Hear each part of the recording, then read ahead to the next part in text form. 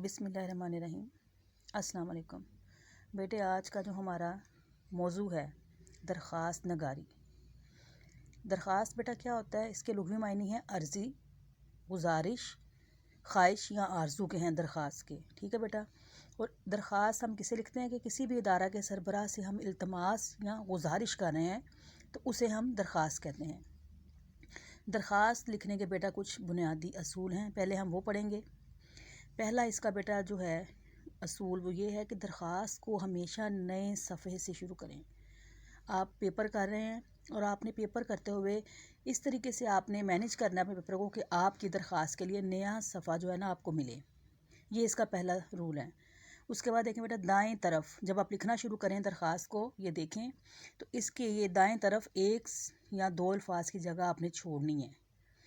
दाएं तरफ एक या दो अल्फाज की जगह छोड़ें, क्योंकि बेटा जब हम दरख्वास्त लिखते हैं, लिखना तो है लेकिन उसका जो पैटर्न है उसको हमने थोड़ा सा खूबसूरत बनाना है। प्रेजेंटेशन आपकी गुड होनी चाहिए, देखने वाले पे अच्छा इंप्रेशन जाना चाहिए उस चीज़ का।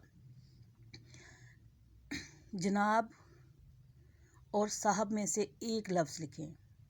बाखिदमत जनाब प्रिंसिपल, गवर्नमेंट कॉलेज लाहौर। बच्चे क्या करते हैं, बच्चे जनाब भी लिख देते हैं, साथ साहिब भी लिख देते हैं बेटा, जो कि गलत है। आपने जनाब या साहिब में से एक लफ्ज़ लिखना है। बाखिदमत जनाब प्रिंसिपल, प्रिंसिपल के बाद यहाँ पे कॉमा लगाएंगे, फिर गवर्नमेंट कॉलेज लाहौर। और बेटा ये जो कॉलेज का नाम लिखेंगे आपने कोई भी फ़र्ज़ी लिखना है, यहाँ पर ये फ़र्ज़ी लिखा जाता है। बाखिदमत जनाब प्रिंसिपल लिखने के बाद उसके नीचे ही आपने उन्वान लिखना है। जिस उन्वान की दरख्वास्त लिखने हैं, जैसे मिसाल के तौर पर दरख्वास्त बराए हसूल करैक्टर सर्टिफिकेट। और जब बेटा ये आप उन्वान लिखेंगे तो उसके नीचे आपने ये लाइन लगा देनी है। इसके नीचे दूसरी सतर में उन्वान या मौजू तहरीर करेंगे, जो मैंने अभी आपको बताया कि दूसरी लाइन में बाखिदमत के नीचे ही आपने ये लिखना है ऐसे। फिर बेटा उन्वान या मौजू के नीचे लकीर लगाएं, जो मैंने आपको बताया कि वो लाइन आप लगाएंगे। फिर उसके बाद तीसरी सतर में जनाब आला के बाद नदाया की अलामत लगानी है आपने। ये जनाब आला जब हम किसी को मुखातिब करते हैं तो उसके बाद नदाया की अलामत लगती है। दरख्वास्त के मंदरजात को 2 या 3 पैराग्राफ में लिखें बेटा। जो उसकी बुनियादी दरख्वास्त की जो बात होती है वो आपने 2 से 3 पैराग्राफ में लिखना है। एक हो गया, ये 2 हो गया, ये 3 हो गया। 2 से 3 पैराग्राफ की शक्ल में आप दरख्वास्त को लिखेंगे। और बेटा ये जो बेसिक बुनियादी हमारी ये दरख्वास्त जो होती है, जो उसके बुनियादी मंदरजात होते हैं, उसके बेटा 5 नंबर होते हैं। बाकी आपका ये देखिए 1 नंबर आपका है, ये जो बाखिदमत जनाब प्रिंसिपल अगर आप एस्टिस लिख रहे हैं 1 नंबर।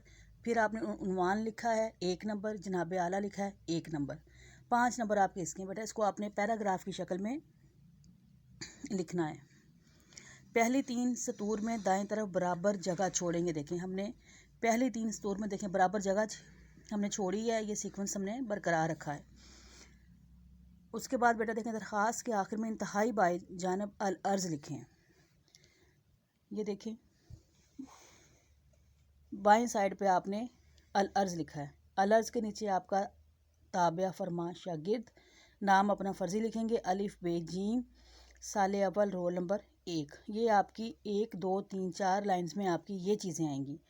उसके बाद दाएं साइड पे आपने ये जुमला लिखना है, आपका शुक्रगुज़ार हूँगा। और नीचे आपने तारीख़ लिखनी है। अल अर्ज़ के दाएं जानब देखें, अल अर्ज़ आपने जहाँ पे लिखा उसके बिल्कुल दाएं जानब आपने तारीख़ लिखनी है। और बेटा तारीख़ से पहले जो है लफ्ज़ तारीख़ तहरीर ना करें, सिर्फ आपने तारीख़ लिखनी है। और जो महीना है उसको आपने लफ्ज़ों में लिखना है। तारीख़ और साल जो है उसको हिंसों में लिखेंगे।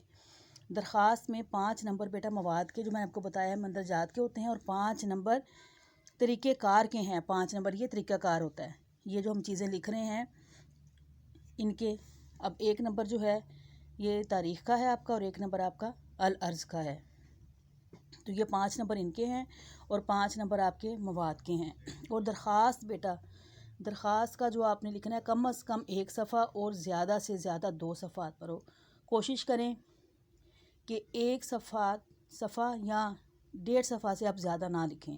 कुछ दरख्वास्त जैसे आप प्रिंसिपल को लिख रहे हैं तो बेटा वो एक ही सफ़े पर लिखी जाती है दरख्वास्त। लेकिन अगर कुछ ऐसी भी दरख्वास्तें होती हैं जिनको जो ज़्यादा जगह ले लेती हैं, तो लेकिन बेहतर यही है कि आपने कम से कम जो है 1 से 1.5 सफ़ा पर जो आपने दरख्वास्त लिखनी है। ये पैटर्न है इसका दरख्वास्त लिखने का।